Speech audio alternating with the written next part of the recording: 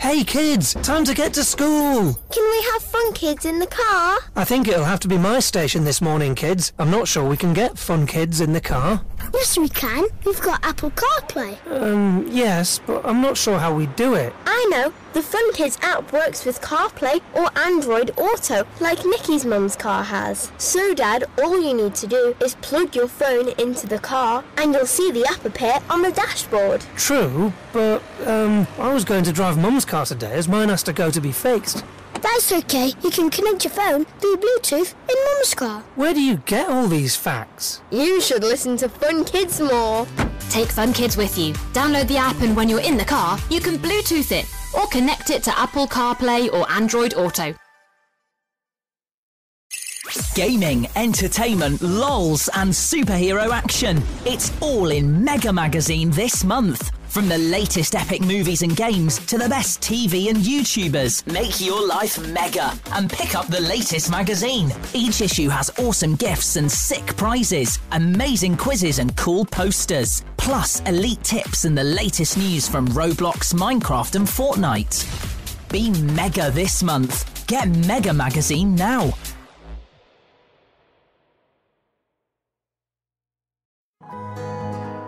Hello and welcome to the Fun Kids Bookworms podcast. My name is Bex, I love books, and it's a busy old show today. We'll be chatting to the Beano gang about the Minnie the Minx's brand new Boomic. We'll be speaking to Sophie Anderson about the Snow Girl. We've got Eoin Colfer popping by with Juniper's Chrisrmas and Everything Under the Sun from Molly Oldfield. So, I guess we really need to crack straight onto it, shall we? First up, this is the gang from the Beano, Craig Graham, Mike Sterling and Laura Graham, all about their brand new Minnie the Minx Mission of Maximum Mischief book. We need to talk about the new Boomic's book we've got from the Beano. First of all, Mike, can you tell me what a Boomic is? What are we doing here? Oh, well, a Boomic is the perfect cross between a book and a comic. It's got more pictures than an average book and more words, more funny words than an average comic. So we think it's like the best possible thing that anyone could ever hope to read. That's a pretty big thing to say. The best possible thing anyone can hope to read. Immediately, we're in. A Boomic's a new thing. It's like an invention, you know. And the idea was to get, you know, the talent of the artists like Laura and just, you know, be able to talk about the characters in a bigger way than we're able to in the comic, because the comic's got like the edited highlights of the characters in Beano Town's lives, but the Boomics give us a little bit more space just to tell a little bit more jokes and some background about them, who their pals are, what their families are like and things like that, you know, stuff that we knew that Beano readers wanted to know. I'm going to come back to this because a few things I found out in the book did intrigue me, but Craig, can you tell us which character this book is focused on? Well, this is a very exciting Boomic, Bex, because for the first time, and she would say not before time as well, this Boomic is heavily focused on Minnie, who readers will know from the Beano comic that they get every week. We don't see Minnie as a second-tier character or anything like that. She is just as popular as Dennis and Nasher and Banana Man and everybody. And, you know, she really deserves to have her own book and her own books. And she's been demanding in a very loud voice at the back of our heads that, you know, it's time for her to step forward and take the acclaim of the nation. After all, it is a very special birthday for her as well this year. Yeah, so Minnie, she doesn't look it, doesn't show her age, but is it 70th anniversary, is that right? 70th anniversary, yeah. Every year she celebrates her 10th birthday. She's a perennial 10-year-old, but this is the seventh, you know, the seventh decade she's been in Beano, which is amazing, you know. So it's just to think of a character that, you know, kids, readers today, you know, their grandparents and their great-grandparents and sometimes their great-great-grandparents have all, you know, loved as well. There's very few characters that are so shareable, but also still so modern. Well, I've got to say, as you guys know, I'm a big Beano fan, and Minnie was one of my favourites when I was growing up. And Laura, we've got to come to you now, because you're drawing Minnie. How does it feel to be in charge of her? Oh, it's a big responsibility. She's not an easy girl to be in charge of, because anyone will tell you that. But yeah, it's exciting to be drawing one of the Beano's real legacy characters. So you have to treat her with the appropriate amount of respect. I love the idea of respecting Minnie, because I don't think she'd give much back to you, Laura. I think that's accurate. Now, as we mentioned before, I think Mike mentioned you find out stuff about characters that you maybe wouldn't get space and time to know about in the comics. And I found out, and I don't know, I should have known this already. I didn't realise Minnie's full name is Hermione, and I didn't know she had so many brothers. Mike, was this in common folklore about Minnie, or is this something that you've put in the book? Do you know what? It was absolutely in common folklore that she had the brothers, but this is the interesting process, Sabino, because one of her brothers we defined as having a very specific job that works for the plot. But the other four brothers, we had the joke that all their names start with M as well, and we didn't really have any kind of career path for them. And Laura, she sent me an email one night and she says, Mike, just to help me picture the brothers in the head, I've given them careers. And so suddenly they have a backstory. And so what we do is we save all that information up. And this is how Beano gets created. It's a pure team coming together. We save that information up. So in future books, you'll see the other brothers' careers coming to the fore as well. And I just think that's the thing. When we need something, Beano is a slice of life that's larger than life. So, it's very relatable for kids. So they'll see things, but you're right. In the books, we've got hundreds of pages to enjoy writing into it and illustrating into it. And it just gives us that time to fill these spaces in. And like I said, Laura deserves all the credit for some of the jokes you're going to read about our brothers in future. I'm very excited about that because I love the family portrait, Laura. You've got all of the family together for Minnie, just kind of like just having a lovely time, basically, right? Yeah, absolutely. Going back to what Mike was saying, I knew that she had the older brothers, but they'd never been pictured before. And again, that's quite a big responsibility to say, right, I'm going to be the one that defines what all of Minnie's 5 brothers look like. And I really needed to have a sense of them as characters, to actually be able to think of what they might look like, and to give the readers some sense of what they might do and what they might be like. I mean, it's never mentioned in the book. As Mike says, it might come up in future. But I thought, well, Minnie looks up to them, so they've got to do something cool. So, like, one of them is like a musician, like in a band, and he kind of looks like the kind of guy who might be in a band, and that sort of thing.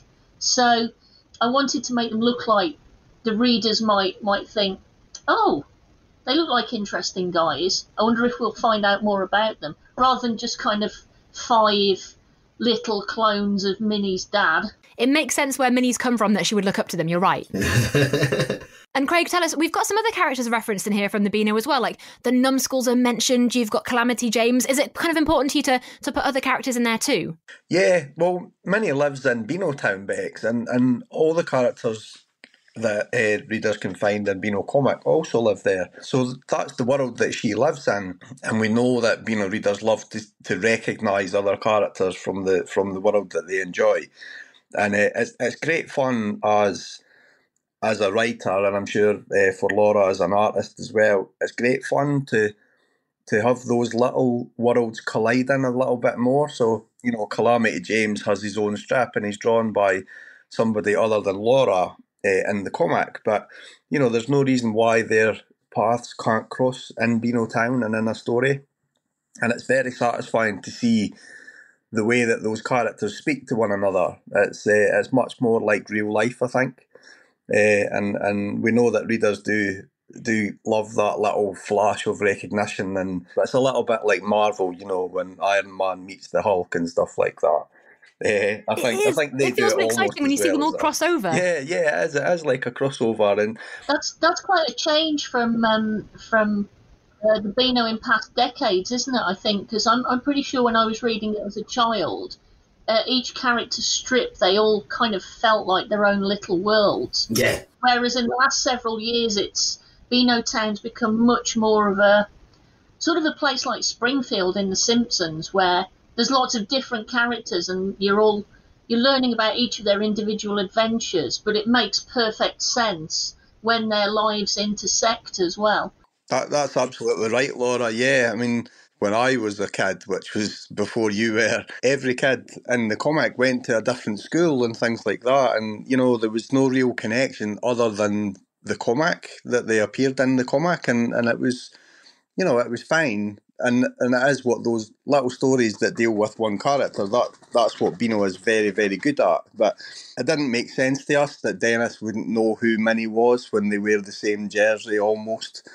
You know, and little details like that. And why wouldn't you want to go to a school that Dennis goes to and Minnie goes to, and, you know, the Bar Street kids are in a different class and things like that. So we wanted to create a world where the readers could pop in, you know, every time they open a Beano, they are in a world. They're not experiencing maybe 10 or 15 different worlds.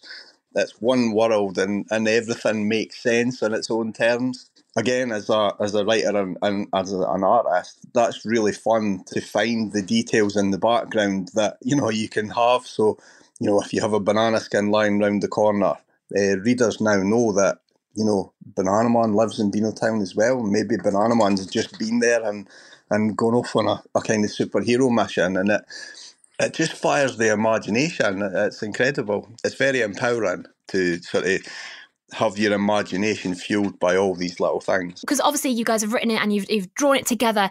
Is there one bit in the book to look out for? One bit that maybe people won't notice if they're on their first read, but maybe a little bit of an illustration or a little joke that you love the most? Is there one bit we should look out for, guys? Laura, you can go first. I do like the main prank with the beans. It gets its own double-page spread of her parents getting absolutely drenched in baked beans, but that wouldn't really qualify as something that the readers wouldn't spot the first time round because it's very, very obvious. I'm just looking at that picture now, actually. It is very good. Mike, how about you? Yeah, for me, right, it's a kind of, one of the cool things about the illustrations is when we brief them to Laura, you know, there's a story behind them, and Laura adds a little extra something special, and then we often add speech balloons at the last minute. And Minnie's, you know, we've been talking about brothers already, but Minnie's older brother Mark, he's in charge of marketing at the Beano Town Baked Bean Factory, and we make a thing that he's famous because he designed the packaging that sells the beans so well. And the speech balloon that he says, and I thought this was a great joke, but I sometimes worry maybe readers won't get it. So you've given us a great opportunity here, and he proudly says, Beano Town beans, there are a guaranteed 239 beans in every can of Beano Town's magic baked beans, because just one more would make it 240. It's subtle, and they might not get it the first time, but I hope the readers, and I know the Beano readers have got a cheeky sense of humour, so I think they'll get that soon enough. And I just really like that. It's because it's the spirit of Beano, and the spirit of the Beano illustrations and the Beano writing is always to get one extra joke in. But the other thing I love, and I think people should look out for, is Laura's take on Nasher in the book, because Laura, you know, Nasher's obviously usually in Dennis strips, and Laura's drawn Nasher many times before, but there's a picture later on in the book where Nasher's helping out with set up the prank, and he's doing like about 4 things at the one time, and it's one of those things that when I see an artist do it, I always think, how did they manage that? Because I cannot conceive of the way that they've done it. It's like the picture's moving in front of your eyes. So I love that, and I would urge any reader that wants to be an artist to kind of look at stuff like that, because pictures that have characters moving are the most difficult to draw well, I always think. Yeah, the Nasher whirlwind going on here. I do appreciate that. I've got that right in front of me as we speak. Craig, how about you? Is there any bit that you want to look out for in the book? There's a page of dad jokes in there, which I can't take any credit for. Mike's the dad joke expert. They say that to tease me. I hate to lie, but I'm choosing my words really carefully. They're very funny and very dad. Guys, thank you so much for telling us all about Minnie's mission of maximum mischief. It's out right now to celebrate her 70th anniversary, which is incredible. And long may she reign, and hopefully there'll be more beans and more pranks all over the place. Oh, there certainly will be. There certainly will be. And do you know, Bex, there's one more thing. Every time we do one of these books, we always includes something called the Beano Boombox, and it's free to use, and it's on Beano.com. And what it lets you do is every picture that Laura's drawn, there's a sound effect that's been created for it. You know, it's a very kind of fun kids sort of vibe that they'll get. Again, makes me want to reread it another time. Brilliant. Well, Mike, Craig and Laura, thank you so much. And hopefully we'll speak to you soon. Oh, I look forward to that. Thanks, Bex. Yeah, thank you, Bex. Cheers, Bex. I love that Beano. Oh my goodness, big thank you to the gang there. Next up, we have got a big new Christmas adventure for you from Sophie Anderson. She was the Indie Book Award winning author who wrote The House with Chicken Legs, and now she's got a brand new one called The Snow Girl. I am joined right now by the author Sophie Anderson, who I haven't seen for a long time. How are you doing? I'm doing very well. How are you? I'm good, thank you. Now, The Snow Girl, which I believe was inspired by a Russian kind of old folklore story, is that correct? It's a fairly famous old Russian fairy story called The Snow Maiden, and it has been turned into, it's been in lots of fairy tale books. It was also turned into an opera and a play and a ballet, and there's lots of other books sort of inspired by it. So it's a story that's been going around for a very long time. And this is my sort of middle grade version of it, yes. Why were you drawn to it then? Well, I've always loved it. My grandmother told me the story the first time I heard it. I watched a movie of it, an old Russian movie, a very long time ago that stayed in my mind. And I just really love the imagery, you know, like winter is such a magical time. And I really wanted to write a lovely, wintry, magical story. I was talking to my agent and my editor about this. And the first story, we were talking about winter stories in particular, and that was the first one that came into my head. I said, oh, there's this beautiful fairy story set in winter where somebody makes a snow girl and it comes to life, you know, and I just love that magical imagery. And I thought it would be really lovely to do a version for this age, because I didn't actually remember ever reading a version for this age. I quite recently read there's an adult version called The Snow Child by Eoin Ivy, which is a lovely adult book. And I've read lots of versions for younger stories, but I thought it'd be nice to turn it into a sort of, you know, like a novel for my readers, you know, the ones who are kind of, you know, 8+. So, and what a lovely job you do of it as well. So tell us where you meet Tasha in the book. Where do we find her? What's happened to her recently? She's moved. She used to live. She lived all her life near the seaside in this warm place in the far south. And something quite scary happened to her before the book starts, which means that she's quite a nervous and shy character. But she's quite excited because at the start of the book, she's just moved to the far north to live with her grandpa, who she loves very much. She's moved there with her parents. They've all moved there to help grandpa run the farm because he's getting on a bit and he's got a nasty winter cough. And but he has a goat farm, and Tasha loves animals. She loves this rural place. There's lots of wildlife all around the farmhouse, and she's very excited about this new life. But she is feeling quite lonely and quite isolated, partly because this thing happened to her in the past, which means she's quite shy reaching out. And she's in this quite rural place where there are other children, but they're quite far away. And she's a little bit shy to reach out to them. So much as she's enjoying her new life, she is feeling quite lonely at the start of the book. Hence the wish upon the snow girl that she builds. Yeah, so she builds this beautiful snow girl who kind of brings her out of her shell a little bit. She does indeed. It's exactly what she needs. She builds this snow girl, and Grandpa says she should make a wish. So she wishes the snow girl comes to life so that she feels less alone.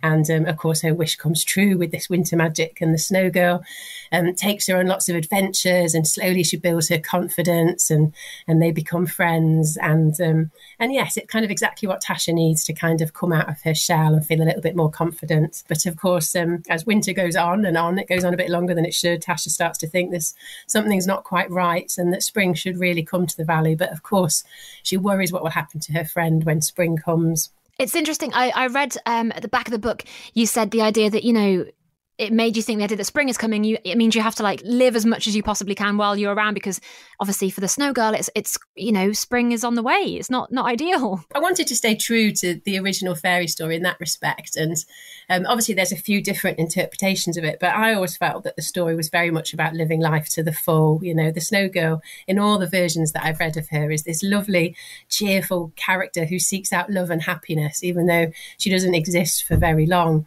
And so I always felt there was this message, you know, of living life to the full, exactly like you said. Yes, you know, because a short, full life is preferable to a long, empty one. And that's the message that Tasha needs, because she isn't living life to the full because she's feeling a bit too scared to get out there and do things, as we all feel sometimes. Which is where it's lovely that she meets some new friends as well, and she kind of she gets more confident to branch out a little bit. Exactly. That is, I mean, and that is ultimately what she needs. She needs to reach out to make more friends, and so the Snow Girl helps her with that, you know. And towards the end of the book, there's some lovely scenes where Tasha realizes she needs help, and she finally reaches out to the other children in the valley and really starts to build some friendships with them as well. What's it like writing about winter and snow?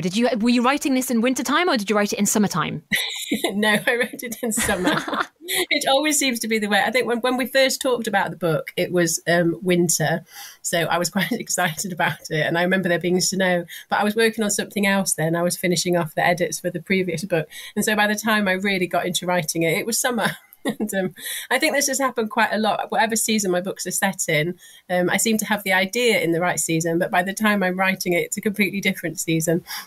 But there's lots of ways of getting around that, because ultimately a lot of my writing happens in this small room that you can see anyway. So you can make this room feel like winter. I surrounded myself with lots of wintry books, and I bought a candle that told me that it would smell of snow. I'm not really sure it did, but, you know, I kind of set this scene and I imagined I was in winter, and even though it was gorgeously hot outside. What was your favourite wintry thing to write about in the book? The scene of just building the Snow Girl was lovely, but they have so many lovely adventures, and some of them were inspired by things my children have done, like building little snow houses and watching shooting stars under the snow, and kind of ice skating, and it's just all the lovely wintry things that you do is lovely to write about those, you know, things that you can only do in winter, really. It's like a magical world, isn't it, on its own, basically, with the idea of snow and icicles and also just magic in general that your book has as well. It's incredible. It is magic, isn't it? It changes the landscape so utterly and completely, and it can happen in one night, and it really does make you, you know, feel if the whole world can change this much in one night, then anything can be possible. And I think that's why perhaps there's so many lovely magical books set in winter, because, you know, the whole idea of, you know, the world just looks completely new and different, does it? And everything's sparkling and wonderful. So yes, it's a lovely time to write about. And tell me, do you have any more fairy tales and folklore stories that you've got your eye on for another book? Because I know that you do love your fairy tales. I do, yes. There's so many, they're lined up. You know, I finished this one and I started plotting another book based on the Firebird, although I've shelved that because I'm working on something else now. But I have a bottom drawer here with just loads of ideas that basically they all come from Russian or Slavic or Polish fairy stories. There's so many of them that I just find them deeply inspiring, and they're all quite short stories, so they lend themselves so well to letting your imagination expand them.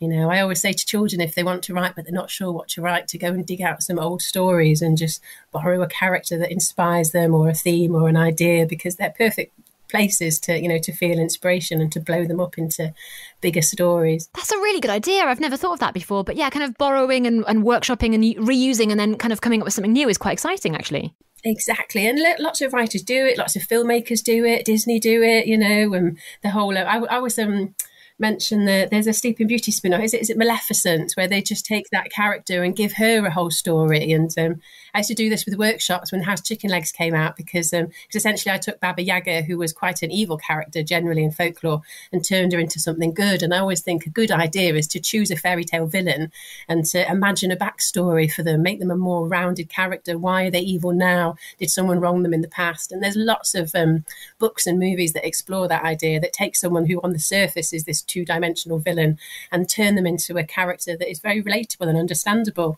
That's really good advice, actually. That's excellent advice for anybody listening who wants to be a writer. Well, brilliant. Thank you so much for that. And we should say The Snow Girl is out right now and it's beautiful. You've got some lovely pictures in there. Every page is a delight. And everybody can grab it at their local bookshops, I imagine. I'm so glad you mentioned the illustrations. They're by Melissa Castrillon, who illustrated the cover of The House with Chicken Legs, so I'm working with her again. But this is my first book that has all the illustrations are in two colours, which is absolutely gorgeous. They're in this lovely blue palette, which is very wintry, and it really adds to the reading experience, I think. Melissa and Usborne just really excelled, making the book very wintry and very special. Yes, and I think it's gorgeous. It really is, honestly. Well, Sophie, thank you so much for telling us all about The Snow Girl, and hopefully we'll see you for more fairy tales and stories very soon. That would be lovely. Thank you so much for having me. We're home! Adam's dad just dropped us off. What did you get up to? We've been playing and listening to Fun Kids. On the radio? Actually, it was on a smart speaker. Yeah, we just shouted, Alexa, play Fun Kids, and it started playing songs we liked, not like the All Grown Up station. Oh, well, we probably can't do that as we don't have Alexa, we have Google. Hey Google, play Fun Kids.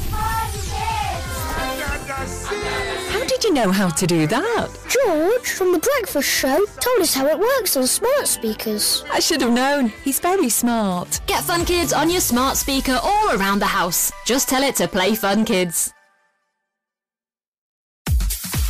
Grab your BFFs and get stuck into Girl Talk magazine. Full of your fave celebs and YouTubers. Each issue is packed with fun, including puzzles and cute pets, quizzes and amazing bakes.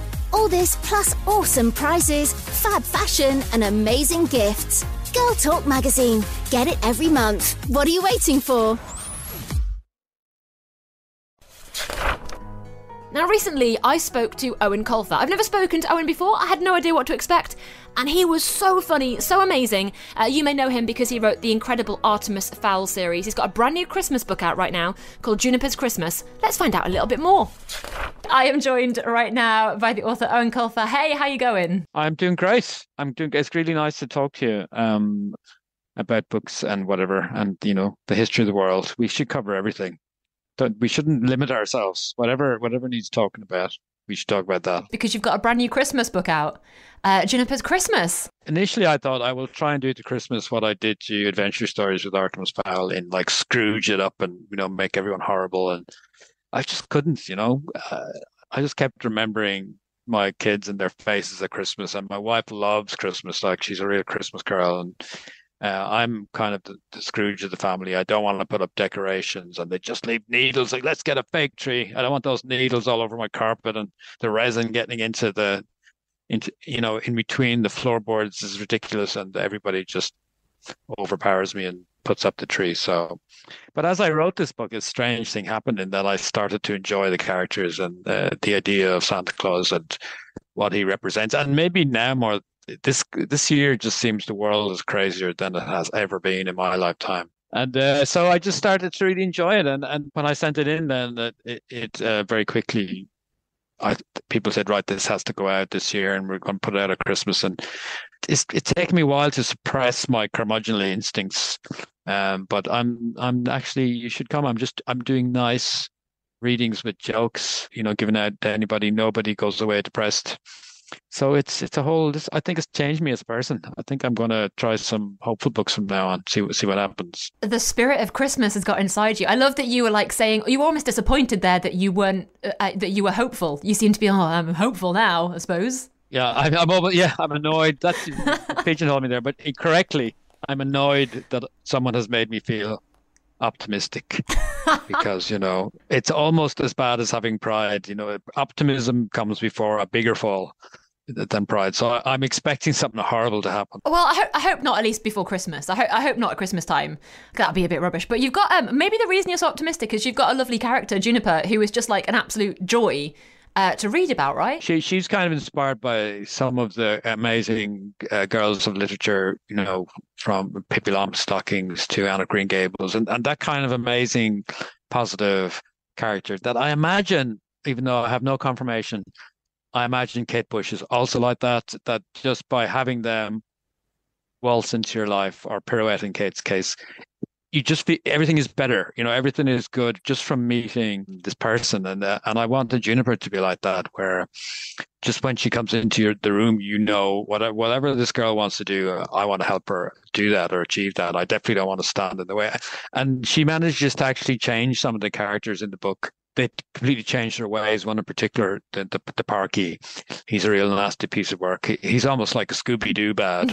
And then he becomes Scooby-Doo good. And that's because Juniper is so nice and positive, and she always wants to do the right thing. And I think that having that kind of person in your life, in your job, it's such an addition to the quality of your own life, just to have a good person around, because you feel guilty if you do something that's a little bit off or wrong. And in a way, the Artemis books were like that, because you had the fairy Holly, And she was like that card to him, that he didn't want to do bad things anymore because he might disappoint her. And I think Juniper is like that. People would hopefully would just want to get in, whatever her agenda is, they want to get in on that and be with her and pull it in the same direction. Yeah, you're right. She kind of brings everybody up, doesn't she? She's obviously gone through some tough times because we meet her and her dad has passed away and then her mum goes missing and it's all a bit crazy, but you do want to help her and you're really rooting for her as a character. We take this amazing girl and she's been through a lot and she's going through a lot. And just as she's coming out of it, something else happens and you're like, oh, what else does this girl have to do? And then she just says, you know what I'm going to do? I'm going to find Santa Claus. That's what I'm going to do. And he's going to help me fix my problems. And you're thinking, that is yes, why not? Let's go. Let's do this. Because we should mention, we meet a rather disillusioned Santa Claus, which now I'm thinking, having talked to you now about how you feel about Christmas, did you kind of influence Santa? Did Santa influence you? I did look at Santa and I kind of applied the same thing to him. Okay, Santa's happy. He's got his reindeer. Everything's going great. He's drinking his cocoa. Well, what if he just doesn't have any of that? And what if, he's fed up? And imagine if you were Santa Claus and this was coming back. This was in the post. Here's 45 tons of presents that we sent to the UK that were dumped because the kids didn't want that particular phone or they didn't want that particular game. How would you feel about that? And then you lose your wife. You might feel, well, you know what? I've given enough to this job. I'm out of here. And so that's the Santa we meet. So I do think you're getting a bit of an eyeful into my own personality. Genuinely, because I've read the book and I genuinely really loved it. And the first chapter, it's a real hook. Like it really, straight away I was like, I'm in and I need to know more. Is it hard to get that straight away in a book? It is hard. For me, the first few pages always gets the most rewriting because I talked to an editor, one of my first editors, when I went to work for Puffin and back in 1999 possibly. So, and I just was interested in how it works, commissioning and editing. And I was saying, when you send in the first 50 pages, because that's the standard, send in 50 pages, like how much. Like, how soon do you know? And she says, well, we know negatively within a paragraph. Like, we know after a paragraph, like, there's no way. But if you get through that paragraph, you go, okay, well, I'll read the rest of the page. And if I get through that page, so every paragraph, every line has to drag a commissioning editor to the next line because they have so much to read. They have so many piles to read that I won't say they're actively looking for a reason not to publish, but they're certainly... A writer has to dig themselves out of a hole they're already in just by sending something in, which is a horrible way to look at it, but it is true. So they might have 50 manuscripts a week to read, so they cannot physically read all of those. So there has to be a way of discounting stuff. For a start, doing a Christmas book is a real decision, I think, when you have a 20-year career in kids books. And do you want to go this deep into genre that you're doing a book that's only going to have a life of 6 weeks in the first year, and then if maybe never come out again. So maybe you're spending 6 to 8 months writing a book that's only going to be sold for 6 weeks. That's a real decision. So as well, if I'm going to write this, I want to hook people in. With the premise of the book. So the first few pages about Santa's backstory is really important. And I wanted to sell that as something we already know, and I'm just paraphrasing. Everyone already knows this story, but I'm just going to paraphrase it. So it's like what happened in the last chapter. What happened last week? Let's just do a little quick recap and then go on. And in presenting it like that, it kind of grounds it in realism and people are straight into the book. And I try and do that with every book, but it is kind of difficult to do that. It really does hook you in immediately. And also you've got some good villains as well. You've got some good characters in there. You must have enjoyed getting some meaty characters in the book as well. Trude Madden she's a great villain. She's like Captain Hook meets Del Boy in Ireland. So it's a great character to mess around with. And what I love is we all have these amazing family traditions, but her family tradition is that the children are named after various crimes. So her name is Trude, which is short for intrude, and her son's name is Lar, which is short for larceny. So I just love that kind of wordplay, and she's great fun to write. And the only point in my books when I would laugh at my own jokes is when they're nasty characters and they're just they're unashamed, unabashed. They don't think they're the heroes; they know they're the bad guys, and yeah, I really love Trude. And if I ever kind of have a universe situation where it's a universe of my books, I definitely would consider bringing her back at some point into another story. All right, we'll have to look out for her. We'll have to see if we can find Trude in any other of your books. She'll just pop up in random ways. Now, I do have a thing with every author where I do a little quick fire round of questions, if that's okay. Just to get a feel for you as an author, basically. I mean, I feel like I know you pretty well already, but just to double check, you know. So first up is books or Kindles? I prefer books, but I always have a couple of books on my phone on the Kindle, just in case I'm stuck without a physical book. So I think can't be away from one for too long. Like a backup.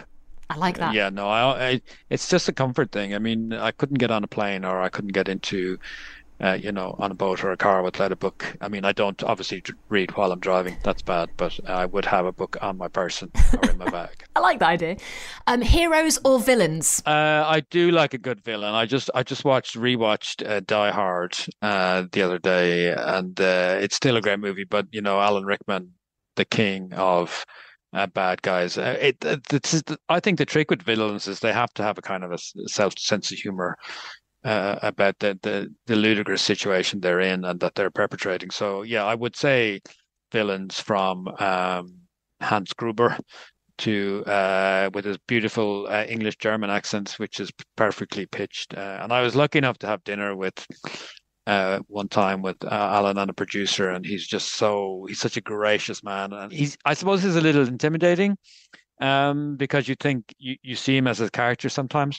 But I mentioned my mum was an amateur actress there had been, and he was first of all, he had just done a reading from a play. He insisted he gave me his own manuscript and signed it to my mum, and then he spent the next 15 or 20 minutes talking about how amateur the acting grounds is like such a fantastic breeding place for actors, and he's known so many amazing actors who turn professional having come out of the amateur world, because sometimes professionals are not very impressed by amateurs, but he was actually the opposite. So film adaptation or TV adaptation?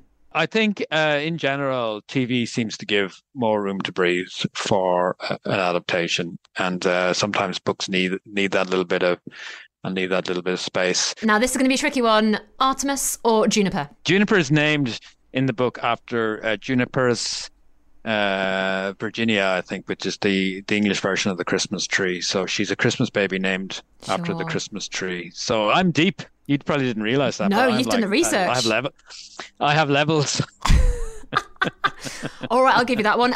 Writing or reading? I would prefer reading. I mean, the mark of a really good book for me, if I'm reading a really good book, it makes me stop reading and go and do some writing, because I think, oh my God, I have to try harder. This is amazing.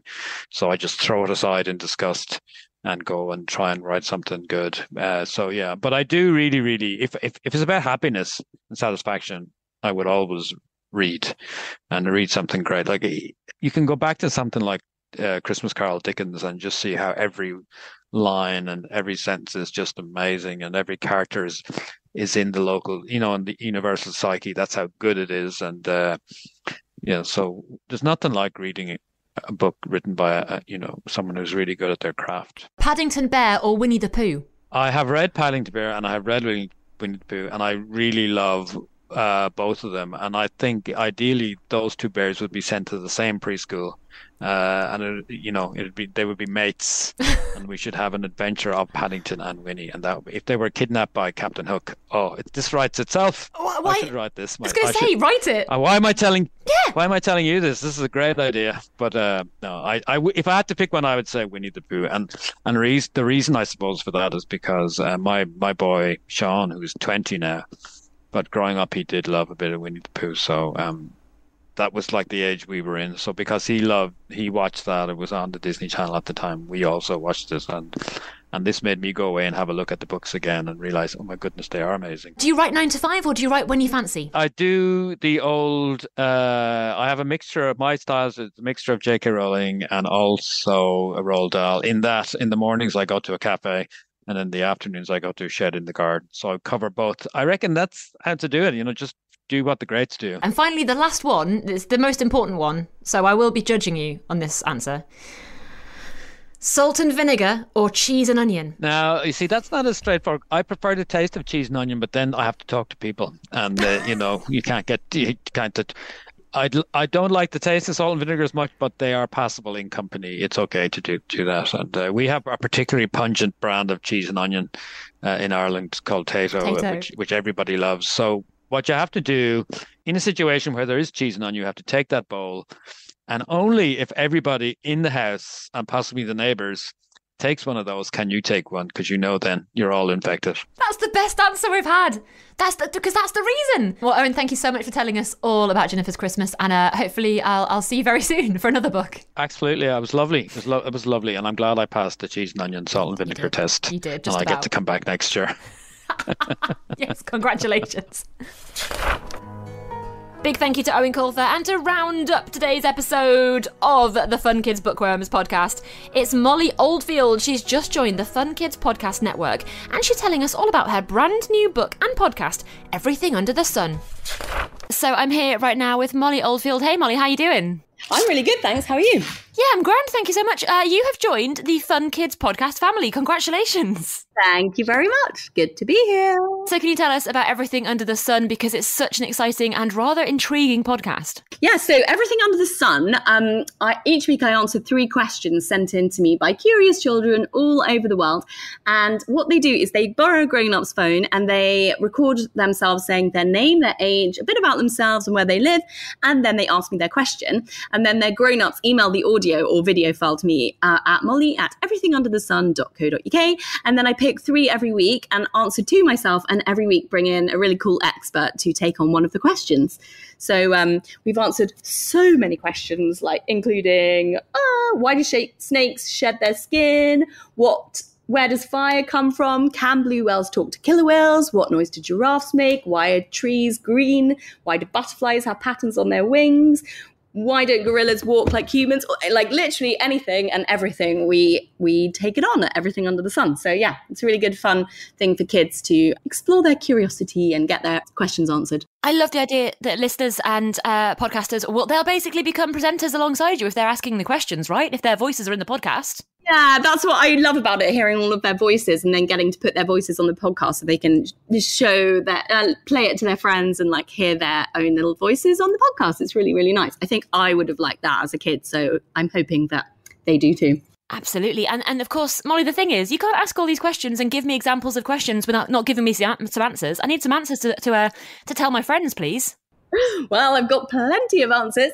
And yeah, with the podcast, we've also made a really beautiful book. So we've made Everything Under the Sun, a curious question for every day of the year. And there's a question and answer for every day of the year. And it's illustrated by 12 different artists. So it's really colourful and really beautiful. So yeah, why don't you tell me your birthday and I'll tell you the question and answer for your birthday.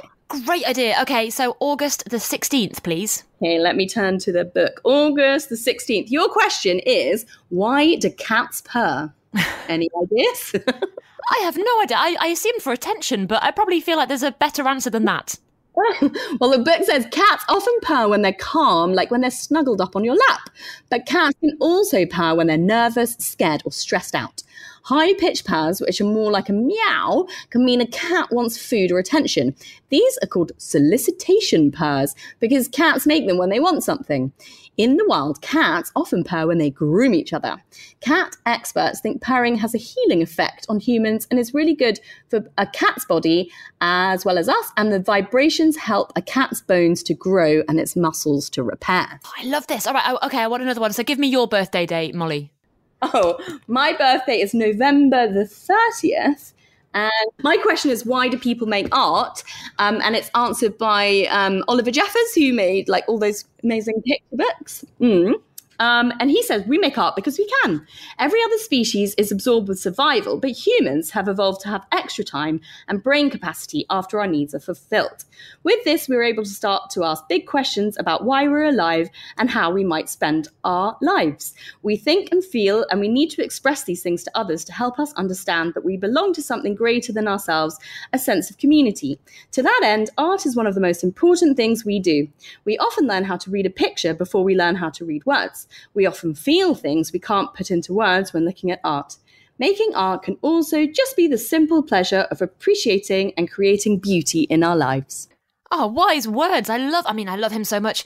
And this brings me on to my next question, which is, who do you have on the podcast and who do you have in the book? Because you've got some lovely guests. Yeah, well, I mean, we have, at the back of the book, we have all the kids who've asked questions and their ages, so their names and their ages. Then we've got all the experts. So we've had all the curators at the Natural History Museum, the dinosaur curator, the fish curator. We've had Professor Jim Al-Khalili, who's on the radio a lot talking about physics and he does all the big cosmic questions. We've had Rob Biddulph, who is a great kids book author. We've had Richard Branson answering one about why we go to space. We've had Grayson Perry doing one about play. Philippa Perry about dreams. Sophie Dahl's on next week talking about magic. And she's also been on answering why a tortoise is so slow. Neil Gaiman, who wrote Coraline and Stardust, and he does all the Santa ones. So every Christmas he comes on and does the Santa ones. Yeah, so many people. I love it so much. And how did you get into all of this? Were you a naturally curious person and then you thought, you know what, I'm going to make a podcast out of everything?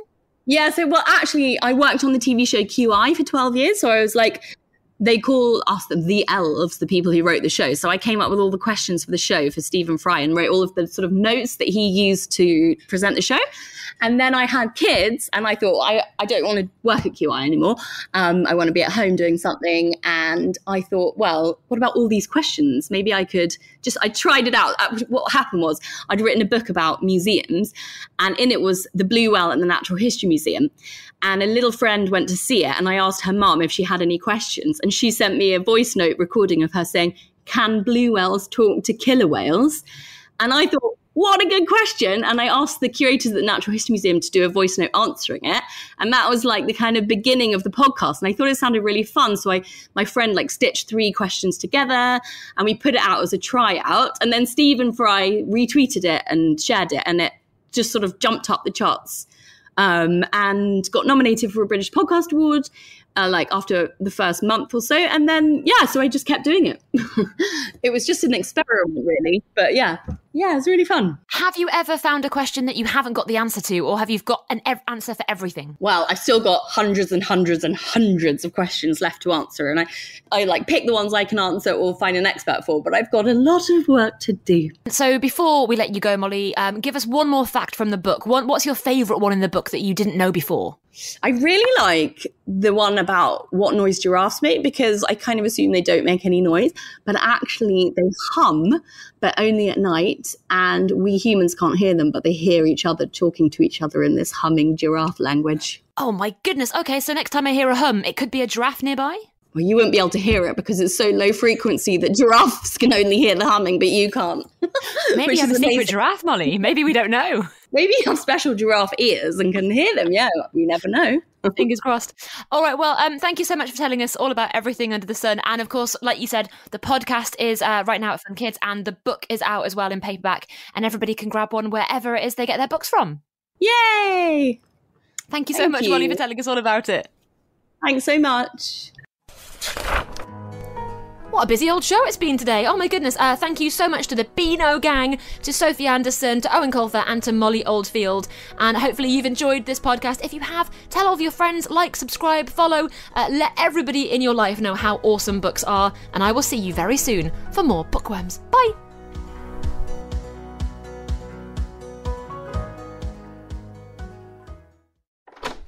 We're home! Adam's dad just dropped us off. What did you get up to? We've been playing and listening to Fun Kids. On the radio? Actually, it was on a smart speaker. Yeah, we just shouted, Alexa, play Fun Kids. And it started playing songs we liked, not like your grown-up station. Oh, well, we probably can't do that as we don't have Alexa, we have Google. Hey, Google, play Fun Kids.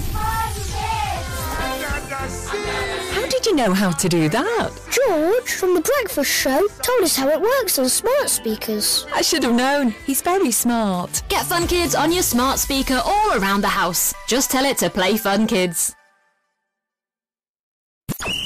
Get access to the top stars from the Premier League, Women's Super League, and around the world when you pick up a copy of BBC Match of the Day magazine. Become a part of the squad and dive into all the mag's facts, stats, quizzes, activities, posters, gaming and gear drops. Plus, some seriously good techers advice. It's too good to miss. Check out Match of the Day, the UK's best-selling footy mag, in shops every 2 weeks.